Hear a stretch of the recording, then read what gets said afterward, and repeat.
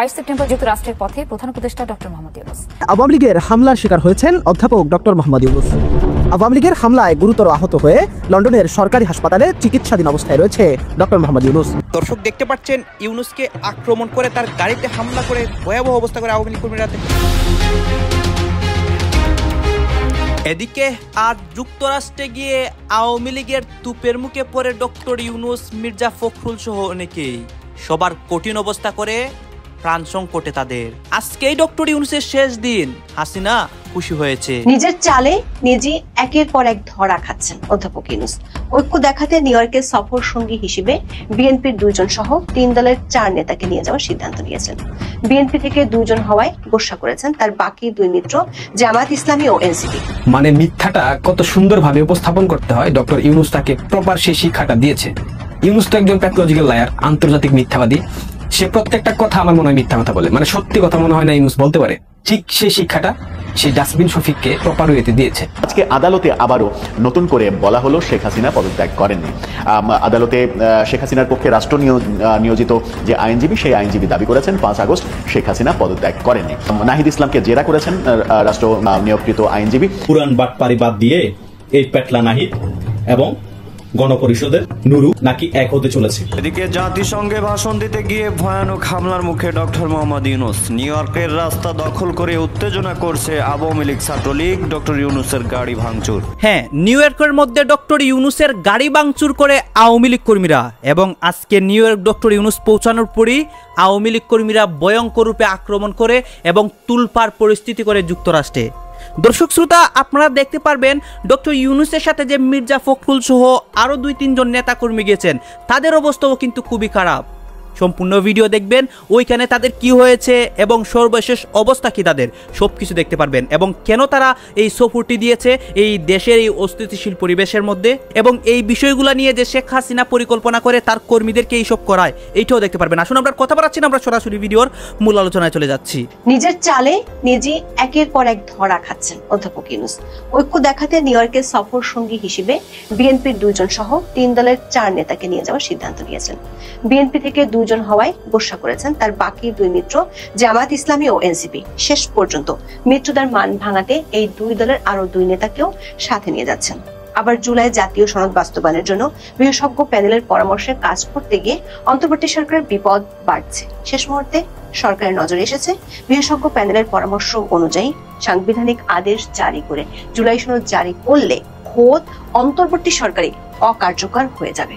কারণ সনদে নির্বাচনকালীন তত্ত্বাবধায়ক সরকার ব্যবস্থা প্রবর্তনের কথা বলা হয়েছে। ফলে সংবিধানের অন্তর্বর্তী সরকারের কোনো বিধান না থাকায় খোদ নিজেদের গদি হারানোর শঙ্কা পেয়ে বসেছে অধ্যাপক ইউনূস ও তার মিত্রদের। এমন শঙ্কায় মিত্রদের সাথে দেন দরবার আর বোঝাপড়া করতে আমেরিকা ছুটে গেছেন জাতীয় ঐকমত্য কমিশনের সহসভাপতি ডক্টর আলী রিয়াজ।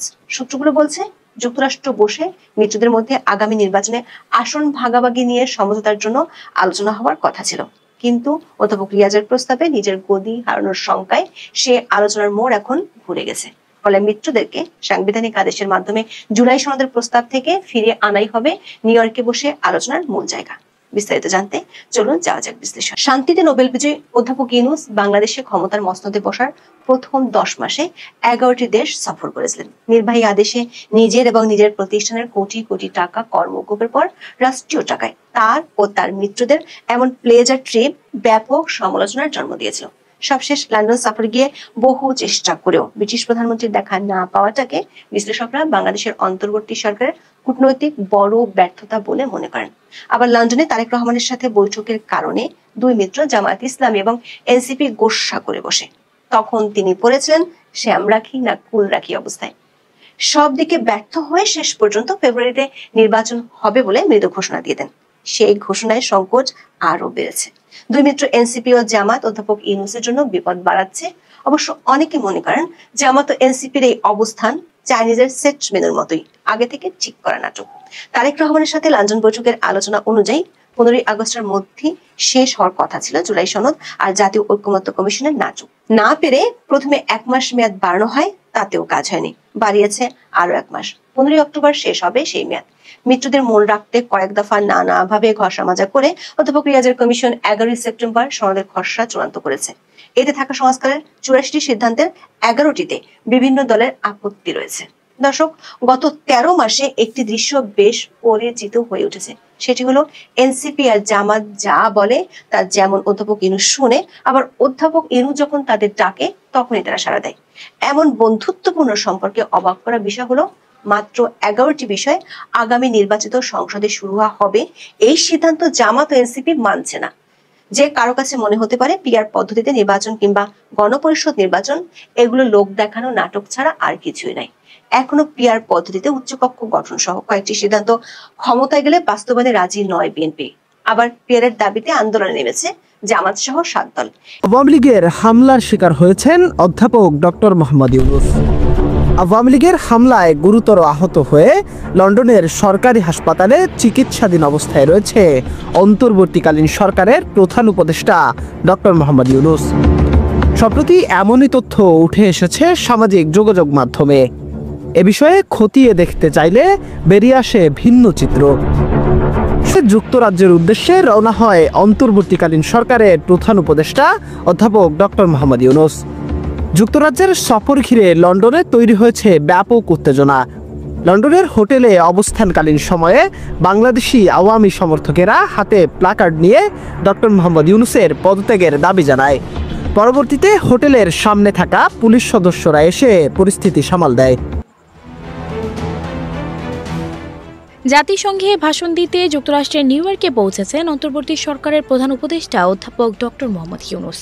সোমবার প্রধান উপদেষ্টার আগমনকে কেন্দ্র করে নিউ ইয়র্কের জন এফ কেনেডি আন্তর্জাতিক বিমানবন্দরে আনন্দ সমাবেশ করে বিএনপি এবং একই সঙ্গে বিক্ষোভ সমাবেশ করেছে যুক্তরাষ্ট্র আওয়ামী লীগ।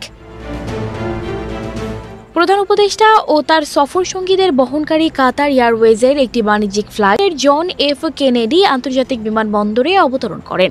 কাতার এয়ারওয়েজের ফ্লাইটটি 8 নম্বর টার্মিনালে অবতরণের আগেই বাইরে পক্ষে বিপক্ষে বিভিন্ন স্লোগানে মুখরিত হয়ে ওঠে গোটা টার্মিনাল এলাকা। জেএফকে বিমানবন্দর এলাকায় যুক্তরাষ্ট্র আওয়ামী লীগ ও অঙ্গ সংগঠনগুলো প্রতিরোধের লক্ষ্যে প্রতিবাদ সহ বিক্ষোভ প্রদর্শন করেন। এদিন জাতিসংঘে বাংলাদেশের রাষ্ট্রদূত মোহাম্মদ আব্দুল মুহিদ এবং যুক্তরাষ্ট্রে বাংলাদেশের ভারপ্রাপ্ত রাষ্ট্রদূত ডিএম সালাউদ্দিন মাহমুদ বিমানবন্দরে প্রধান উপদেষ্টাকে অভ্যর্থনা জানান।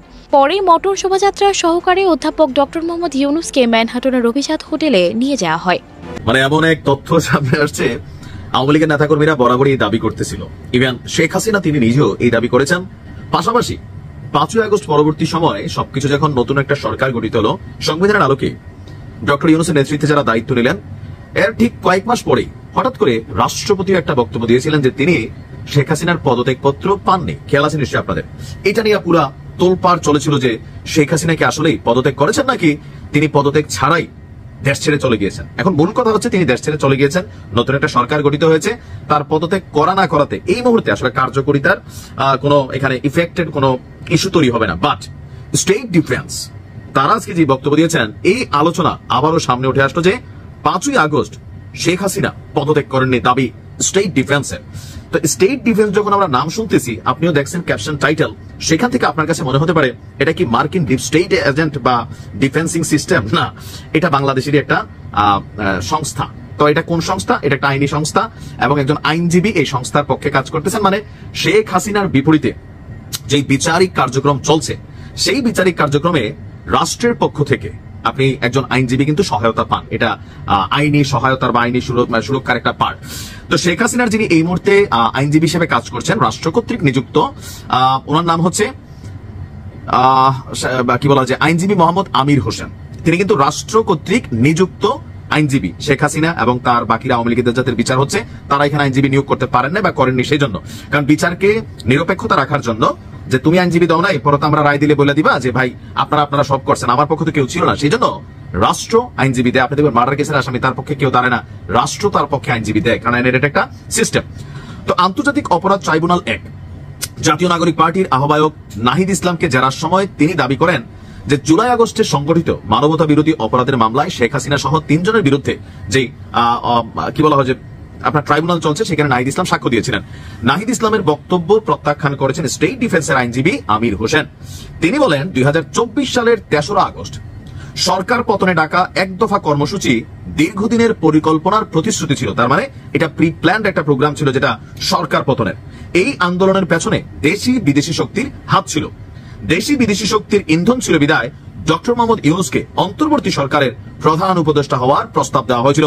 এমনকি আমরা জানি যে শেখ হাসিনা বাংলাদেশ ছেড়ে গেছে 5 তারিখ, কিন্তু 4 তারিখে আপনার ডক্টর ইউনূসকে সরকারের দায়িত্ব নেওয়ার জন্য বলা হলো। তার মানে কি 4 তারিখ থেকে সবকিছু পরিকল্পনা ফাইনাল হয়ে গেছিল যে শেখ হাসিনাকে আগামী 2-1 দিনের ভিতরে সরাই দেওয়া হবে, তারপর তাকে ক্ষমতায় বসানো হবে। এটাই ছিল বক্তব্য।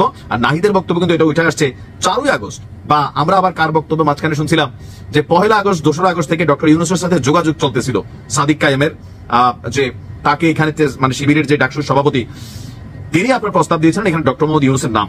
এরপরে তারিখটা ভিন্ন, বাট তার মানে এটা আগে থেকে ছিল। স্টেট ডিফেন্সের এমন বক্তব্যের পরিপ্রেক্ষিতে আবার আপত্তি জানান প্রসিকিউশন। তাদের মতে এই মামলায় এমন আলোচনা করার সুযোগ নেই, মামলা সম্পর্কিত কথাবার্তা বলাই উত্তম। এই সময় শেখ হাসিনার আইনজীবী আবার বলেছেন ডক্টর ইউনূসকে জড়িয়ে কোনো কথা বলা সমীচীন মনে করি না, কিন্তু সাক্ষীর বক্তব্যের খাতিরে বলতে হচ্ছে। শেখ হাসিনাকে নির্দোষ দাবি করে তিনি বলছেন আন্দোলন দমনে হেলিকপ্টার এবং মারণাস্ত্র ব্যবহারের কোনো নির্দেশনা দেননি শেখ হাসিনা। মূলত জনগণের জানমাল শান্তি শৃঙ্খলা রক্ষার সর্বোচ্চ চেষ্টা করেছেন। এছাড়া 2024 সালের জুলাই আগস্টে কোনো মানবতা বিরোধী অপরাধী সংগঠিত হয়নি, তাই এই আসামিরা এই সকল অপরাধের জন্য দায়ী নন। তবে আমির হোসেনের এমন প্রশ্নের জবাবে এসব সত্য নয় বলে দাবি সাক্ষী আবার নাহিদ ইসলামের। তার বক্তব্য 5 আগস্ট সারা দেশে চালানো হত্যাযোগ্য নির্যাতন সম্পর্কে সমন্বয়ক হাসনাত এবং সার্জিসের নামও তিনি সামনে নিয়ে আসছেন যে তাদের কাছ থেকে আরো জানতে পারবেন। এখন আলোচনা হচ্ছে এই বিচারটাকে সরকার নিরপেক্ষ দৃষ্টিতে করতে চাচ্ছে, আন্তর্জাতিকভাবে যেন এটা নিয়ে সমালোচনা না হয় সেই জন্য একজন শক্তিশালী স্টেট ডিফেন্স নিযুক্ত করছে। কিন্তু এটা কিন্তু শক্তিশালী একজন স্টেট, তিনি যা বলতেছেন এগুলো আওয়ামী লীগেরই কথা। তো শুনতে মনে হচ্ছে যে হ্যাঁ তিনি তো আওয়ামী লীগের লোক, বা তিনি সরকারের বিপক্ষে কথা বলতেছেন না, সরকার নিরপেক্ষ। দেখো এমন একজন মানুষকে দিছি যেই কাজটা আওয়ামী লীগের একজন আইনজীবী যদি নিযুক্ত করতো সে যা করতো এই লোকটা তাই করতেছে। কে গোলামের পুত সফিকা ভয় পাইছিস নাকি? ভয় পাইলে হইব, ওহনি ভয় পাইলে হইব রে। বাংলাদেশের ইতিহাসে প্রভুভক্ত যেই প্রাণীগুলো আছে এদের মধ্যে কুকুর অন্যতম। ডাস্টবিন সবই কইছে গিয়ে ইনুইচ্ছা কুকুর, ইনুইচ্ছা যা কয় ওইটা একদম point to point copy paste করে, একদম মানে মিথ্যা কেমনে কইতে হয় ডাস্টবিনের থেকে শিখতে হবে। ডাস্টবিন বাংলাদেশের মানুষকে অনেক কিছু শিক্ষা দিয়ে গেছে যে একজন প্রভুভক্ত কুকুর হইতে গেলে কি কি বৈশিষ্ট্য থাকা লাগে এটা ডাস্টবিনের মধ্যে আছে। ডাস্টবিন একটা স্টেটমেন্ট দিয়েছে, দেখেন।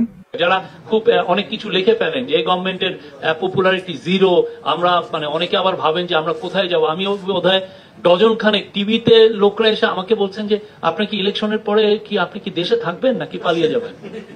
কি ভয়ানক কথা। সাংবাদিকরা নাকি তারা জিগায় যে এই সরকারের পতন হইলে আপনি কি দেশ থেকে পালাবেন। ডাস্টবিন শফিক বলতেছে কি ভয়ঙ্কর কথা। আরে হাওয়ার ফুলা, তুই তো পালাতে সুযোগ পাবি না, তোকে তো পালানোর জায়গায় দিবে না বাংলাদেশের মানুষ।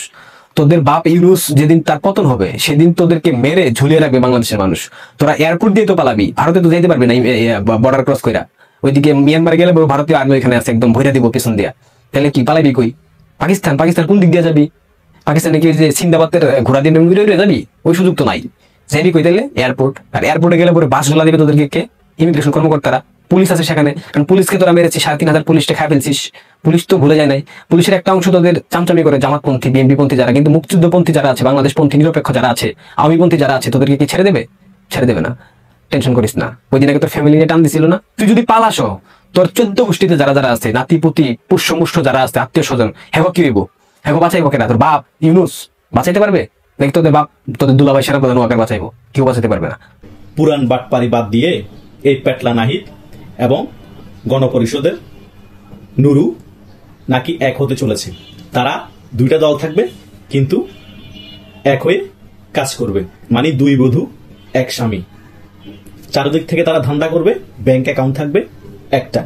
নতুন করে এই সকল বাটপারি জনগণকে কি বার্তা দিচ্ছে তারা কি গণ অধিকার পরিষদ এবং এনসিপি একত্রিত হলেও বাংলাদেশে একটি আসন জিততে পারবে আপনাদের মনে হয়? সবার ভোট একত্রিত করেও তো তারা 4 থেকে 5 লাখ ভোট পাবে না সারা বাংলাদেশে।